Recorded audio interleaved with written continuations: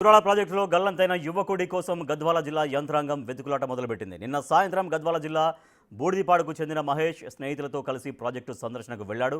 బైక్పై తిరిగి వస్తుండగా కర్ణాటకకు చెందిన కారు ఢీకొట్టింది. దీంతో మహేష్ ప్రాజెక్టు ముందు భాగంలో పడిపోయాడు. ఇప్పటికీ ఆచూకీ లభించలేదు. ఎదిగొచ్చిన కొడుకు గల్లంతయ్యాడని తెలిసి ఆ కుటుంబం శోక సముద్రంలో మునిగిపోయింది.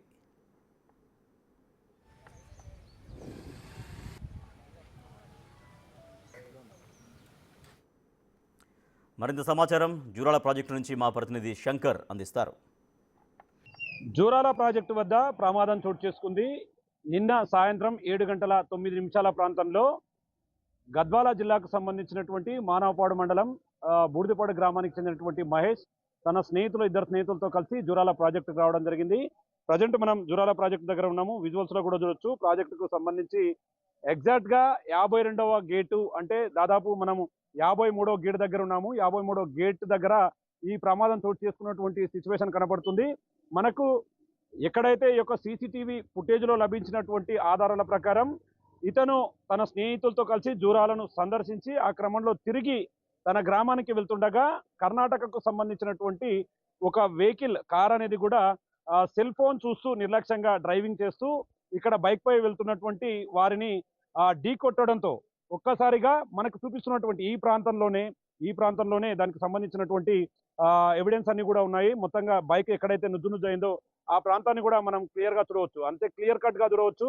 ఎందుకంటే ఇక్కడ నుంచి వెళ్తున్నటువంటి ఈ క్రమంలోనే వీరిని ఢీ కొట్టడంతో ఒక్కసారిగా వెనక ఉన్నటువంటి మహేష్ మొత్తంగా తప్పించుకునే ప్రయత్నం చేశాడు. మొత్తంగా స్టిల్ నౌ ఇక్కడ అంటే మనం కెమెరా పర్సన్ విజువల్స్ లో వాళ్ళ చెప్పులు అవన్నీ కూడా ఇక్కడ చూడవచ్చు. అంటే క్లియర్ కట్ గా తప్పించుకునే ప్రయత్నం చేశారు, కానీ అది ఎక్కడ కూడా సాధ్యం కాలేదు. ఈ క్రమంలోనే ఇక్కడి నుంచి మనం చూపిస్తున్నటువంటి ఈ ప్రాంతం నుంటే అతను మహేష్ అనే వ్యక్తి పూర్తిగా కిందికి పడిపోవడం జరిగింది. దీంతో ఒక్కసారిగా అతను లోపలికి పడిపోయాడు. చాలా హైట్ ప్రాంతం ఇదంతా కూడా.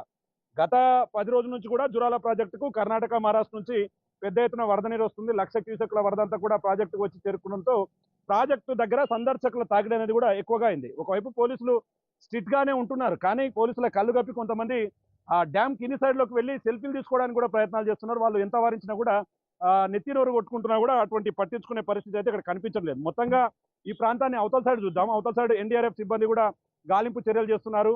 ఇక్కడ నుంచి పూర్తిగా 53వ గేట్ నెంబర్ నుంచి మనం క్లియర్ గా వెళ్దాము. వారికి సంబంధించినటువంటి చెప్పులు కావచ్చు, అదేవిధంగా బండికి సంబంధించినటువంటి ఆనవాళ్ళు కావచ్చు, ఇవన్నీ కూడా క్లియర్ కట్ గా చూడవచ్చు. మొత్తంగా సీసీటీవీ ఫుటేజ్ లో లభ్యమైనటువంటి దాన్ని తీసుకుంటే కనుక నిర్లక్ష్యమైన డ్రైవింగ్ అనేది క్లియర్ గా కొట్టొచ్చినట్టుగా అనిపించింది. ఎందుకంటే వాళ్ళు ముగ్గురు బైక్ పై ఉన్నప్పటికీ ఒకసారిగా వాళ్ళని ఢీ కొట్టడంతో తప్పించుకునే ప్రయత్నం చేశారు. తమ ప్రాణాలు పోతాయని చెప్పి కూడా పూర్తిగా చెప్తున్నారు. మనకు ఒకసారి విజువల్స్ లో కూడా చూడొచ్చు. అంటే 53వ గేట్ కు సంబంధించి 54వ గేట్ దగ్గర ఎన్డీఆర్ఎఫ్ సిబ్బంది ఇప్పటికే దీనిపైన ప్రత్యేకమైనటువంటి యువకుడి గాలింపు కోసం అయితే చర్యలు చేపడుతున్నారు. మొత్తంగా స్పెషల్ టీం కూడా ఇక్కడ రావడం జరిగింది. క్లియర్ గా మనం విజువల్స్ లో కూడా చూడొచ్చు. చాలా వాళ్ళు నిన్న సాయంత్రం నుంచి కూడా ఆ డెడ్ బాడీ కోసం పూర్తిగా వెతుకులాటను ప్రారంభిస్తున్నటువంటి సిచ్యువేషన్ అయితే ఇక్కడ కనపడుతుంది. ఆ కుక్కేల సాయంతో ఎక్కడైనా డెడ్ బాడీ ఉందనేది కూడా వాళ్ళు క్లియర్ గా వెతుకులాటను ప్రారంభిస్తున్నారు. మొత్తంగా ఇప్పటికైతే ఆ డెడ్ బాడీకి సంబంధించినటువంటి ఆనవాళ్ళు ఎక్కడ కూడా లభ్యం కాలేదు. దీంతో ఒకవైపు జోగులాంబ గద్వాల జిల్లాకు సంబంధించినటువంటి పోలీస్ యంత్రాంగం అంతా కూడా దీని మీద స్పెషల్ గా దృష్టి సారిస్తున్నటువంటి సిచ్యువేషన్ మనం క్లియర్ గా చూస్తే ఆ కొక్కేలు క్లియర్ గా కనిపిస్తున్నాయి. ఆ తాడు భాగానికి కింద ఉన్నటువంటి దాంట్లో కొక్కేలు ఉన్నాయి. ఆ కొక్కేలకు ఎక్కడైనా సరే ఆ బాడీకి సంబంధించినటువంటి ప్యాంట్ కావచ్చు, షర్ట్ కావచ్చు, ఇట్లా ఏవైనా అవి తగులుకుంటే దాన్ని పైకి తీస్తారు. ఓవరాల్ గా ఇది చూస్తే మొత్తంగా ప్రజెంట్ అయితే కూడా 1,20,000 క్యూసెక్ల వరద కిందికి వెళ్తుంది. ఇదే క్రమంలో 19 గేట్లను కూడా ఎత్తారు. కానీ ఇక్కడ పడ్డ ప్రాంతంలో మాత్రం ఎలాంటి గేట్లు తీయలేదు. ఎందుకంటే ఇదంతా కూడా ముందు ప్రాంతం, ఇదంతా వెనక ప్రాంతం కాబట్టి ఇది ఓవరాల్ గా చూస్తే ఆ ప్రాజెక్టుకు సంబంధించి శ్రీశైలంకి వరద నీరు కొనసాగుతూ వస్తుంది. ఇదే క్రమంలో దీన్ని క్లియర్ కట్ గా చూస్తూ ముందుకు వెళ్తున్నటువంటి సిచ్యువేషన్ కనపడుతుంది.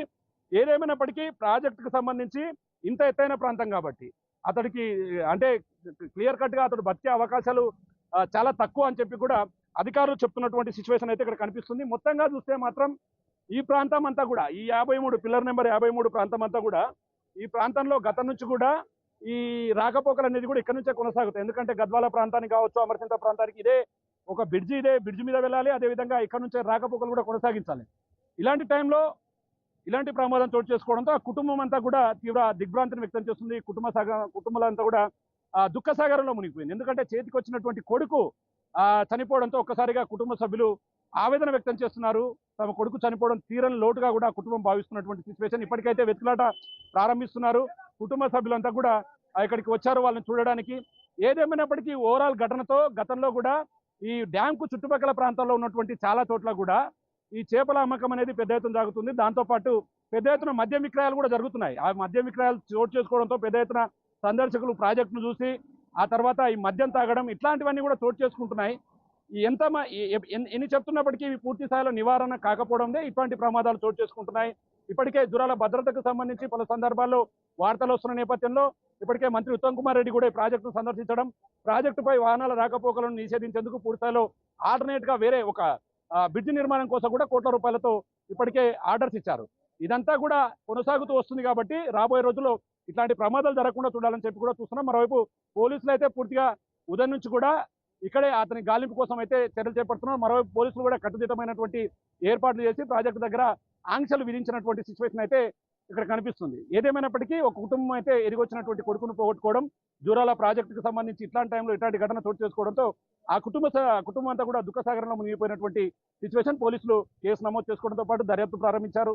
ఆ డ్రైవింగ్ లో నిర్లక్ష్య కారణం మేర ఇతర కారణాలు ఉన్నాయనే కోణంలో కూడా పూర్తిగా వారు విచారణ చేపడుతున్నటువంటి సిచ్యువేషన్ అయితే జూరాల ప్రాజెక్టు దగ్గర కనిపిస్తుంది. ఇది ఓవరాల్ గా జూరాల ప్రాజెక్టు దగ్గర నిన్న సాయంత్రం జరిగినటువంటి రోడ్డు ప్రమాదానికి సంబంధించినటువంటి update. Camera person Nageswara Shankar, Big TV, Jurala project నుండి.